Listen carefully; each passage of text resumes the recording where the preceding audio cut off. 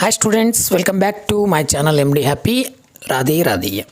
ಆತ್ಮೀಯ ವಿದ್ಯಾರ್ಥಿಗಳೇ, ವ್ಯವಹಾರ ಅಧ್ಯಯನ ಬಿಸ್ನೆಸ್ ಸ್ಟಡಿ ಈ ವಿಷಯಕ್ಕೆ ಸಂಬಂಧಪಟ್ಟಂತೆ ಆ್ಯನ್ಯುವಲ್ ಎಕ್ಸಾಮ್ಗೆ ಬರುವಂತಹ 4 ಅಂಕದ ಮತ್ತು 8 ಅಂಕದ ಪ್ರಶ್ನೆಗಳನ್ನು, ಅದು ಇಂಪಾರ್ಟೆಂಟ್ ಆಗಿರುವಂಥ ಪ್ರಶ್ನೆಗಳನ್ನು ತೆಗೆದುಕೊಂಡು ಬಂದಿದ್ದೀನಿ.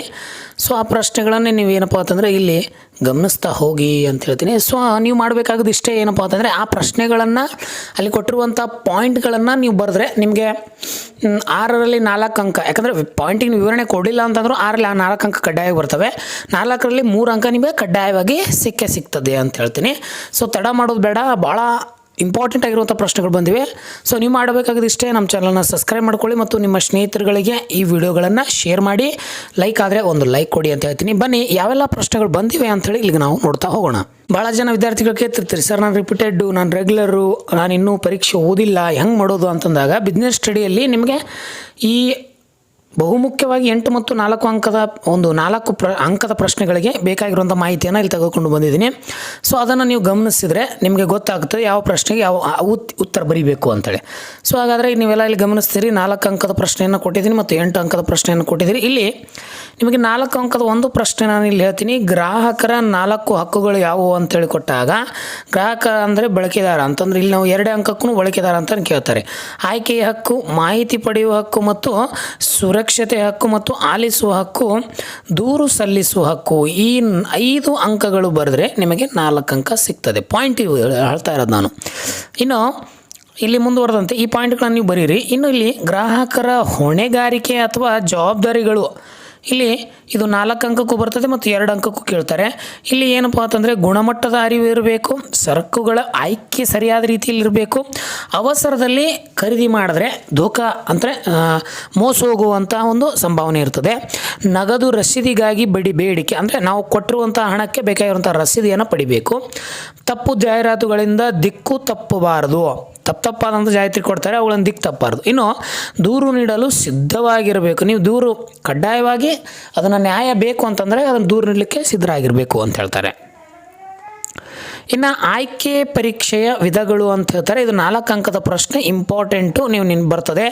ಬುದ್ಧಿವಂತಿಕೆ ಪರೀಕ್ಷೆಗಳು ಬೇಕು, ಯೋಗ್ಯತಾ ಪರೀಕ್ಷೆ ಬೇಕು, ವ್ಯಕ್ತಿತ್ವ ಪರೀಕ್ಷೆ ಬೇಕು, ಜೊತೆಗೆ ಆಸಕ್ತಿ ಪರೀಕ್ಷೆ ಇರಬೇಕು, ವೃತ್ತಿ ಪರೀಕ್ಷೆ ಇರಬೇಕು. 5 ನಿಮಗೆ ಈ ಒಂದು ಆಯ್ಕೆ ಪರೀಕ್ಷೆಯಲ್ಲಿ ಬೇಕೇ ಬೇಕು. ಬುದ್ಧಿ ಬೇಕು, ಯೋಗ್ಯತೆ ಬೇಕು, ವ್ಯಕ್ತಿತ್ವ ಬೇಕು, ಆಸಕ್ತಿ ಬೇಕು, ವೃತ್ತಿ ಅನುಗುಣವಾಗಿ ವಿಧಗಳನ್ನು ಮಾಡ್ಕೊಂಡಿರಬೇಕು. ಇನ್ನು ನಿಮಗಿಲ್ಲಿ ವ್ಯವಹಾರ ಪರಿಸರದ ವಿಧಗಳು ಅಂತ ಕೊಡ್ತಾರೆ. ಆಯಾಮಗಳಂತೂ ಕೇಳ್ಬೋದು, ವಿಧಗಳಂತೂ ಕೇಳ್ಬೋದು. 4 ಅಂಕಕ್ಕೆ ಆರ್ಥಿಕ ಪರಿಸರ, ಸಾಮಾಜಿಕ ಪರಿಸರ, ರಾಜಕೀಯ ಪರಿಸರ, ತಾಂತ್ರಿಕ ಪರಿಸರ, ಕಾನೂನಾತ್ಮಕ ಪರಿಸರ. ನಿಮಗೆ ನಾನು ಮೊನ್ನೆ ಒಂದು ವಿಡಿಯೋವನ್ನು ಮಾಡಿದ್ದೆ. ಆ ವಿಡಿಯೋದಲ್ಲಿ ನಿಮಗೆ ಪಾಸಿಂಗು ಪ್ಲಸ್ ಸ್ಕೋರಿಂಗ್ ಎರಡನ್ನು ಕೊಟ್ಟಿದ್ದೀನಿ. ಅದು 1 ಅಂಕದ ಆಗಿರ್ಬೋದು ಅಥವಾ 2 ಅಂಕದ ಆಗಿರ್ಬೋದು, ಮತ್ತು 4 ಮತ್ತು 8 ಅಂಕದ ಅವನು ಸ್ಕೋರಿಂಗು ಸಹ ಅಲ್ಲಿ ಕೊಟ್ಟಿದ್ದೀನಿ. ಇಲ್ಲಿ ಇನ್ನೊಂದು ವ್ಯವಹಾರ ಪರಿಸರದ ಲಕ್ಷಣಗಳು ಅಂತೇಳಿ 4 ಅಂಕ ಪ್ರಶ್ನೆ ಕೇಳ್ತಾನೆ. ಬಾಹ್ಯ ಅಂಶಗಳ ಒಟ್ಟು ಸಮೂಹ, ಅಂತರ್ ಸಂಬಂಧ ಮತ್ತು ಸಂಕೀರ್ಣತೆ, ನೋಡ್ರಿ ಯಾವ ರೀತಿ, ಮತ್ತು ಅನಿಶ್ಚಿತೆ ಮತ್ತು ಸಾಕ್ಷೇಪತೆ. ಈ ಇಂಪಾರ್ಟೆಂಟ್ ಕ್ವಶನ್ಗಳು ನಿಮ್ಗೆ ಬರ್ತವೆ. ನೀವು ಇಲ್ಲಿ ಏನು ಮಾಡಬೇಕು ಅಂತಂದರೆ ಇವುಗಳ ಪಾಯಿಂಟ್ಗಳನ್ನು ನಿಮ್ಮದೇ ಆದಂಥ ರೀತಿಯಲ್ಲಿ ವಿವರಣೆಯನ್ನು ಕೊಡಬೇಕು. ಇನ್ನು ನಿರ್ವಹಣೆಯ ಗುಣಲಕ್ಷಣಗಳು, ನಿಮಗಿದು 8 ಅಂಕದ ಕಡ್ಡಾಯ ಪ್ರಶ್ನೆ. ನೋಡಿರಿ ನೆನಪಿರಲಿ ಸರ್. ಹಾಗಾದರೆ ಗುಣಲಕ್ಷಣಗಳು ಯಾವುವು ಅಂತ ಹೇಳಿದಾಗ ಇಲ್ಲಿ ಒಂದೊಂದಾಗಿ ನೋಡ್ಕೊತ ಹೋಗಿ ನೀವು. ನಿರ್ವಹಣೆ ಗುರಿ ಪ್ರಧಾನವಾಗಿರಬೇಕು, ನಿರ್ವಹಣೆ ಸರ್ವವ್ಯಾಪಕವಾಗಿರಬೇಕು, ಗುಂಪು ಚಟುವಟಿಕೆ ಆಗಿರಬೇಕು, ನಿರಂತರವಾಗಿರಬೇಕು, ಚಲನಶೀಲದಿಂದ ಕೂಡಿರಬೇಕು, ಜೊತೆಗೆ ಒಂದು ಅಗೋಚರ ಶಕ್ತಿಯಾಗಿರಬೇಕು, ಬಹು ಆಯಾಮಗಳನ್ನು ಹೊಂದಿರಬೇಕು, ಜೊತೆಗೆ ಈ ಬಹು ಆಯಾಮಗಳಲ್ಲಿ ಬರುವಂತಹ ಕೆಲಸದ ನಿರ್ವಹಣೆ ಆಗಿರ್ಬೋದು, ವ್ಯಕ್ತಿಗಳ ನಿರ್ವಹಣೆ ಆಗಿರ್ಬೋದು, ಕಾರ್ಯಾಚರಣೆಗಳ ನಿರ್ವಹಣೆ, ಇವೆಲ್ಲವೂ ನೀವು ಬರಿಬೇಕಾಗ್ತದೆ. ಈ ರೀತಿಯೇ ಉತ್ತರವನ್ನು ಬರೆದ್ರೆ ನಿಮಗೆ ಕಡ್ಡಾಯವಾಗಿ 8 ಅಂಕ ಸಿಗ್ತದೆ. ಇನ್ನು ನಿರ್ವಹಣೆ ಕಾರ್ಯಗಳು ಅಂತ ಇರ್ತದೆ ಅಂದಾಗ 8 ಅಂಕಕ್ಕೆ ನಿಮ್ಗೆ ಪ್ರಶ್ನೆ ಇದೆ. ಇಲ್ಲಿ ನೋಡಿ, ನಿರ್ವಹಣೆ ಕಾರ್ಯಗಳು ಪ್ರಮುಖವಾಗಿ 5 ನೋಡ್ತೀವಿ. ಯೋಜಿಸುವಿಕೆ, ಸಂಘಟಿಸುವಿಕೆ, ಸಿಬ್ಬಂದಿ ನಿರ್ವಹಣೆ, ನಿರ್ದೇಶಿಸುವಿಕೆ ಮತ್ತು ನಿಯಂತ್ರಿಸುವಿಕೆ. ಇವು 5 ನೀವು ಬರೆದ್ರೆ, ಪಾಯಿಂಟ್ ಬರೆದ್ರೆ ನಿಮಗೆ ಕಡ್ಡಾಯವಾಗಿ ನಿಮ್ಮ 3 ಅಂಕ ಕೊಡ್ತಾರೆ. ಜೊತೆಗೆ ಇದರ ವಿವರಣೆಯನ್ನು ಬರೆದ್ರೆ 8 ಅಂಕ ಕಂಪಲ್ಸರಿ ಬರ್ತದೆ ಅಂತ ಹೇಳ್ತೀನಿ. ಇನ್ನು ಇಲ್ಲಿ ಮಾರಾಟ ಪ್ರಕ್ರಿಯೆ ಮಿಶ್ರಣ ಮೂಲಾಂಶಗಳು ನೋಡ್ರಿ. ಮಾರಾಟ ಪ್ರಕ್ರಿಯೆಯಲ್ಲಿ ಮಿಶ್ರಣ ಮೂಲಾಂಶಗಳು ಯಾವ ರೀತಿ ನಮಗಿಲ್ಲಿ ಬರ್ತಾವೆ ಅಂತಂದರೆ ಇಲ್ಲಿ 4 ಪಾಯಿಂಟ್ ಬರೆದ್ರೆ ನಿಮಗೆ 4 ಅಂಕ ಸಿಗ್ತದೆ. ಸರ್, ಸರಕು ಪ್ರಾಡಕ್ಟ್ ಅಂತ ಕರಿತೀವಿ, ಬೆಲೆ ಪ್ರೈಸ್, ಸ್ಥಳ ಪ್ಲೇಸ್, ಪ್ರವರ್ತನೆ ಅಂತಂದರೆ ಪ್ರಮೋಷನ್, ಯಾವ ರೀತಿ ನಾವು ಅದನ್ನು ಕೊಡ್ತೀವಿ ಅಂತೇಳಿ. ಇನ್ನು ಯೋಜಿಸುವಿಕೆಯ ವಿಧಗಳು ನಿಮಗೆ ಭಾಳ ಇಂಪಾರ್ಟೆಂಟು. ಯೋಜಿಸುವಿಕೆಯ ವಿಧಗಳು ಅಂತ ಹೇಳ್ತಾರೆ, 4 ಅಂಕಕ್ಕೆ ಬರ್ತದೆ. ಉದ್ದೇಶಗಳು, ಕಾರ್ಯಕ್ರಮಗಳು, ನೀತಿಗಳು, ಕಾರ್ಯತಂತ್ರಗಳು, ನಿಯಮಗಳು, ಜೊತೆಗೆ ಇಲ್ಲಿ ಮುಂಗಡ ಪತ್ರ ಸಹ ಇಂಪಾರ್ಟೆಂಟ್ ಆಗಿರುವಂಥದ್ದು. ಇನ್ನು 4 ಅಂಕದ ಪ್ರಶ್ನೆ ನಿಯಂತ್ರಿಸುವಿಕೆಯ ಹಂತಗಳು. ಹಂತ 1 ಶಿಷ್ಟಗಳನ್ನು ನಿರ್ಧರಿಸುವುದು, ಹಂತ 2 ನೈಜ ಕಾರ್ಯಗಳನ್ನು ಅಳೆಯುವುದು, ಹಂತ 3 ನೈಜ ಕಾರ್ಯಗಳನ್ನು ಸಿದ್ಧಗೊಳಿಸುವುದು ಅಥವಾ ಹೋಲಿಕೆ ಮಾಡುವುದು, ಜೊತೆಗೆ ಹಂತ 4 ವ್ಯತ್ಯಾಸಗಳನ್ನು ವಿಶ್ಲೇಷಿಸುವುದು, ಹಂತ 5 ಸರಿಪಡಿಸುವ ಮತ್ತು ಕ್ರಮಗಳನ್ನು ಕೈಗೊಳ್ಳುವುದು. ಇನ್ನು ಇನ್ನೊಂದು ಪ್ರಶ್ನೆ ನಿಮಗಿಲ್ಲಿದೆ, ನಿಯಂತ್ರಿಸುವಿಕೆಯ ಮಿತಿಗಳು ಅಂತಂದರೆ ವೆಚ್ಚದಾಯಕ ಕಾರ್ಯ, ನೌಕರರಿಂದ ವಿರೋಧ, ಶಿಷ್ಟಗಳನ್ನು ಅಳವಡಿಸಿಕೊಳ್ಳೋದು ಕಷ್ಟ, ಜೊತೆಗೆ ಬಾಹ್ಯ ಅಂಗಗಳನ್ನು ನಿಯಂತ್ರಣವಿಲ್ಲ. ಇವೆಲ್ಲವೂ ಏನಪ್ಪ ಅಂತಂದರೆ ನಿಮಗೆ ಭಾಳ ಇಂಪಾರ್ಟೆಂಟ್ ಆಗಿರುವಂಥದ್ದು. ಇನ್ನು ಇಲ್ಲಿ PW ಟೇಲರ್ ಅವರ ವೈಜ್ಞಾನಿಕ ನಿರ್ವಹಣೆ ತತ್ವಗಳು ಆ 4 ಅಂಕ ಕೇಳ್ತಾನೆ. ಸರ್, ಆ ನಿರ್ವಹಣೆ ತತ್ವಗಳು ಯಾವ್ಯಾವು ಅಂತಂದರೆ ವಿಜ್ಞಾನ ಹೆಬ್ಬೆರಳಿನ ನಿಯಮವಲ್ಲ, ಸಾಮರಸ್ಯ ವಿರೋಧವಲ್ಲ, ಸಹಕಾರ ಪ್ರತ್ಯೇಕವಾದದ್ದಲ್ಲ, ಜೊತೆಗೆ ಪ್ರತಿಯೊಬ್ಬ ವ್ಯಕ್ತಿಯು ಅಭ್ಯುದಯಕ್ಕೆ ಕಾರಣನಾಗ್ತಾನೆ ಅಂತ ಹೇಳ್ತಾನೆ. ಇನ್ನು ಈ 13 ಪ್ರಶ್ನೆ 8 ಅಂಕದ ನೋಡ್ರಿ, ಜಾಹೀರಾತು ಅನುಕೂಲ ಮತ್ತು ಅನಾನುಕೂಲಗಳನ್ನು ನೀವು ಪಟ್ಟಿ ಮಾಡಿರಿ ಅಂತ ಕೊಡ್ತಾರೆ. ಮೊದಲಿಗೆ ನಾವು ಅನುಕೂಲಗಳನ್ನು ನೋಡಿದೆ, ಸ್ಥಿರವಾದ ಬೇಡಿಕೆ, ಮಾರಾಟದಲ್ಲಿ ಹೆಚ್ಚಳ, ಸುಲಭ ಖರೀದಿ ಇವು ಅನುಕೂಲ, ಜೊತೆಗೆ ಮಾಧ್ಯಮದ ಉಳಿಕೆ ಕಾರಣ, ಉದ್ಯೋಗ ಸೃಷ್ಟಿಯು ಅನುಕೂಲ. ಆದರೆ ಅನಾನುಕೂಲವನ್ನು ನೀವು ಗಮನಿಸ್ತಿರುತ್ತೀರಿ. ಅನಾನುಕೂಲ ತಪ್ಪು ಮಾಹಿತಿಯನ್ನು ಕೊಡ್ತಾರೆ, ಪ್ರತಿಕೆಯಿಂದ ಅಲಭ್ಯ, ಗ್ರಾಹಕರಲ್ಲಿ ಗೊಂದಲ ಸೃಷ್ಟಿ, ಹೆಚ್ಚುವರಿ ವೆಚ್ಚ, ಹೆಚ್ಚು ಪರಿಣಾಮಕಾರಿ ಅಲ್ಲ ಅಂತ ಹೇಳ್ತೀವಿ. ಇನ್ನು ನೇಮಕಾತಿಯ ವಿಧಗಳ ಮೂಲಗಳು ಅಂತಂದರೆ 1 ಆಂತರಿಕ ನೇಮಕಾತಿ, 2 ಬಾಹ್ಯ ನೇಮಕಾತಿ. ಇನ್ನು ಮೂಲಗಳು ವರ್ಗಾವಣೆಯಲ್ಲಿ ನಾವು ಆಂತರಿಕ ನೇಮಕಾತಿಯಲ್ಲಿ ನೋಡ್ತೀವಿ, ಬಡ್ತಿ ಸಹ ಒಂದು ಆಂತರಿಕ ನೇಮಕಾತಿಯಲ್ಲಿ ನೋಡ್ತೀವಿ. ಇನ್ನು ಬಾಹ್ಯಲ್ಲಿ ನೇರ ನೇಮಕಾತಿ ಇದೆ, ನೇರ ಸ್ವೀಕೃತ ಅರ್ಜಿಗಳಿದ್ದಾವೆ, ಜಾಹೀರಾತುಗಳಿದ್ದಾವೆ, ಆವರಣ ನೇಮಕಾತಿ ಇದೆ, ಜೊತೆಗೆ ಉದ್ಯೋಗ ನಿಯಮ ಕೇಂದ್ರಗಳಿದ್ದಾವೆ, ಕಾರ್ಮಿಕ ಗುತ್ತಿಗೆದಾರರು, ಅಂತರ್ಜಾಲ ಇವೆಲ್ಲವೂ ಸಹ ನಾವೇನಪ್ಪ ಅಂತಂದ್ರೆ ಅಲ್ಲಿ ನೋಡ್ಕೋತಾ ಹೋಗ್ತೀವಿ. ಇನ್ನು ತರಬೇತಿ ವಿಧಗಳು 8 ಅಂಕಕ್ಕೆ ಪ್ರಶ್ನೆ ಕೇಳ್ತಾನೆ ನೋಡಿ.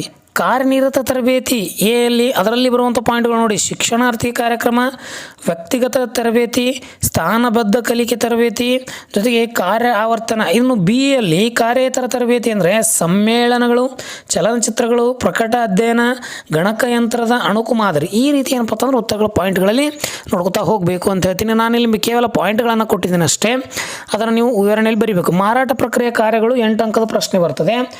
ಮಾರುಕಟ್ಟೆ ವ್ಯವಸ್ಥೆಯಲ್ಲಿ ಸಂಗ್ರಹಿಸುವ ಮತ್ತು ಮಾರಾಟ ಪ್ರಕ್ರಿಯೆಯಲ್ಲಿ ಯೋಜಿಸುವುದು, ಸೃಷ್ಟೀಕರಣ ಮತ್ತು ಶ್ರೇಣೀಕರಣ, ಮುದ್ರೆ ಹಾಕುವುದು, ಗ್ರಾಹಕರಿಗೆ ನೆರವಿನ ಸೇವೆ, ವಸ್ತುವಿನ ಬೆಲೆ ನಿಗದಿಪಡಿಸುವುದು, ಪ್ರವರ್ತನೆ, ಭೌತಿಕ ವಿತರಣೆ, ಸಾರಿಗೆ. ಇನ್ನು ಬೆಲೆ ನಿರ್ಧಾರ ನೆನಪಿರಲಿ ನಿಮಗೆ. ಬೆಲೆ ನಿರ್ಧರಿಸುವ ಅಂಶಗಳು 8 ಅಂಕಕ್ಕೆ. ಆಂತರಿಕ ಅಂಶಗಳು ನೋಡ್ತಾ ಹೋದಾಗ ವ್ಯವಹಾರದ ಉದ್ಯೋಗ, ಉತ್ಪನ್ನ ವೆಚ್ಚ, ಸರಕಿನ ಗುಣಮಟ್ಟ, ಇನ್ನು ಮಾರಾಟ ಮಿಶ್ರಣ. ಇನ್ನು ಬಾಹ್ಯ ಅಂಶಗಳು ಬೇಡಿಕೆ, ಸ್ಥಿತಿಸ್ಥಾಪಕತ್ವ, ಪ್ರತಿನಿಧಿಗಳ ಬೆಲೆ, ವಿತರಣಾ ಯೋಗಗಳು, ಬದಲಿ ವಸ್ತುಗಳು. ಇವೆಲ್ಲವೂ ಅಂತಂದ್ರೆ ನಿಮಗೆ ಇಲ್ಲಿ ಕೊಟ್ಟಿದ್ದೀನಿ. ಇನ್ನು ಇಲ್ಲಿ ಸಂಘಟಿಸುವ ಪ್ರಾಮುಖ್ಯತೆ 8 ಅಂಕ ಕೇಳ್ತಾನೆ. ವೈಶಿಷ್ಟ್ಯದ ಪ್ರಯೋಜನಗಳು, ಕಾರ್ಯ ಸಂಬಂಧಗಳಲ್ಲಿ ಸ್ಪಷ್ಟತೆ, ಸಂಪನ್ಮೂಲಗಳ ಅತ್ಯುತ್ತಮ ಬಳಕೆ, ಬದಿಗೆ ಬದಲಾವಣೆ, ಹೊಂದಾಣಿಕೆ, ಪರಿಣಾಮಕಾರಿ ಆದ್ಯತೆ. ಇವೆಲ್ಲವೂ ಸಹ ಇಂಪಾರ್ಟೆಂಟ್ ಆಗಿರೋದು, ನೋಡ್ಕೊತ ಹೋಗಿ. ಇನ್ನು ಹಣಕಾಸಿನ ಉತ್ತೇಜಿಸುವಿಕೆಗಳು ಯಾವ ರೀತಿ ಅಂದರೆ ವೇತನ ಮತ್ತು ಭತ್ಯೆಗಳು, ಬೋನಸ್ 4 ಅಂಕಕ್ಕೆ ಬರ್ತದೆ ನೆನಪಿರಲಿ, ಲಾಭದ ಹಂಚಿಕೆ, ನಿವೃತ್ತಿ ಪ್ರಯೋಜನಗಳು, ಜೊತೆಗೆ ಇನ್ನು ಇಲ್ಲಿ ಪ್ರತಿ ನಿಯೋಜನೆಯ ಪ್ರಾಮುಖ್ಯತೆ 4 ಅಂಕಕ್ಕೆ ಕೇಳ್ತಾನೆ. ಪರಿಣಾಮಕಾರಿ ನಿರ್ವಹಣೆ, ಉದ್ಯೋಗ ಅಭಿವೃದ್ಧಿ, ಉತ್ತಮ ಸಮನ್ವಯತೆ, ನೌಕರ ಪ್ರೇರಣೆ. ಇನ್ನು ನಿಯಂತ್ರಿಸುವ ಸಂಘಟಿಸುವಿಕೆ ಪ್ರಾಮುಖ್ಯತೆಯಲ್ಲಿ ಸಂಬಂಧಿತ ಗುರಿಗಳನ್ನು ನಿರ್ಧರಿಸಲು ಸಹಾಯ ಮಾಡುತ್ತದೆ, ಉದ್ಯೋಗಿಯ ಪ್ರೇರಣಾತ್ಮಕಗಳನ್ನು ನೋಡುತ್ತದೆ, ಸಂಪನ್ಮೂಲ ಸಮರ್ಪಕ ಬಳಕೆ ಆಗ್ತದೆ ಮತ್ತು ಶಿಷ್ಟ ನಿಖರತೆಗಳನ್ನು ನಿರ್ವಹಿಸಲು ಸಹಾಯ ಮಾಡ್ತದೆ. ಇನ್ನು ಈ ಯೋಜಿಸುವಿಕೆ ಪ್ರಾಮುಖ್ಯತೆ ಇಲ್ಲಿ 4 ಅಂಕ. ಮಹತ್ವ ಲಕ್ಷಣ ಅಂತ ಕೇಳ್ತಾನೆ, 2 ಒಂದೇ. ನಿರ್ವಹಣೆ ಮೇಲೆ ಮೊದಲ ಕಾರ್ಯ, ಯೋಜಿಸುವಿಕೆ ಮಾರ್ಗದರ್ಶನ ನೀಡುತ್ತದೆ, ಯೋಜಿಸುವಿಕೆ ನಿರ್ಧಾರ ತೆಗೆದುಕೊಳ್ಳುತ್ತದೆ, ಯೋಜಿಸುವಿಕೆ ಅನಿಶ್ಚಿತ ಅಪಾಯಗಳನ್ನು ಕಡಿಮೆ ಮಾಡುತ್ತದೆ.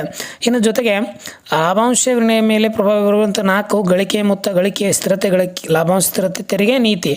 ಇನ್ನು ಪ್ರಾಮುಖ್ಯತೆ ಅನುಕೂಲಗಳು. ಸೊ ಈ PDF ನಿಮಗೆ ನಮ್ಮ ಟೆಲಿಗ್ರಾಮ್ ಗ್ರೂಪಲ್ಲಿ ಅವೈಲೇಬಲ್ ಇದೆ, ಹೋಗಿ ದಯವಿಟ್ಟು ಈ PDF ಅನ್ನು ಡೌನ್ಲೋಡ್ ಮಾಡಿಕೊಂಡು ಈ ಆ್ಯನ್ಯುವಲ್ ಎಕ್ಸಾಮ್ ಬರುವಂತಹ 4 ಮತ್ತು 8 ಅಂಕದ ಒಟ್ಟು ಅಂಕಗಳು ಪಡೀಲಿಕ್ಕೆ ನಿಮಗೆ ಸಹಾಯ ಆಗಲಿ ಅಂತ ಹೇಳ್ತಾ, ಕಮೆಂಟ್ ಬಾಕ್ಸಲ್ಲಿ ತಪ್ಪದೆ ರಾಧೆ ರಾಧೆ ಅಂತ ಟೈಪ್ ಮಾಡಿ ಮತ್ತು ನಿಮ್ಮ ಅನಿಸಿಕೆಗಳನ್ನು ಸಹ ಟೈಪ್ ಮಾಡಿ ಅಂತ ಹೇಳ್ತಾ ವಿಡಿಯೋವನ್ನು ಇಲ್ಲಿಗೆ ಕೊನೆಗೊಳಿಸ್ತೀನಿ. ಈ ನೋಟ್ಸ್ ನಿಮಗೆ PDF ನಮ್ಮ ಟೆಲಿಗ್ರಾಮ್ ಗ್ರೂಪಲ್ಲಿ ಅವೈಲೇಬಲ್ ಇದೆ, ಡೌನ್ಲೋಡ್ ಮಾಡ್ಕೊಳ್ಳಿ ಅಂತ ಹೇಳ್ತಾ ಈ ವಿಡಿಯೋನ ಇಲ್ಲಿಗೆ ಕೊನೆಗೊಳಿಸ್ತೀನಿ. ಧನ್ಯವಾದಗಳು, ನಮಸ್ಕಾರ.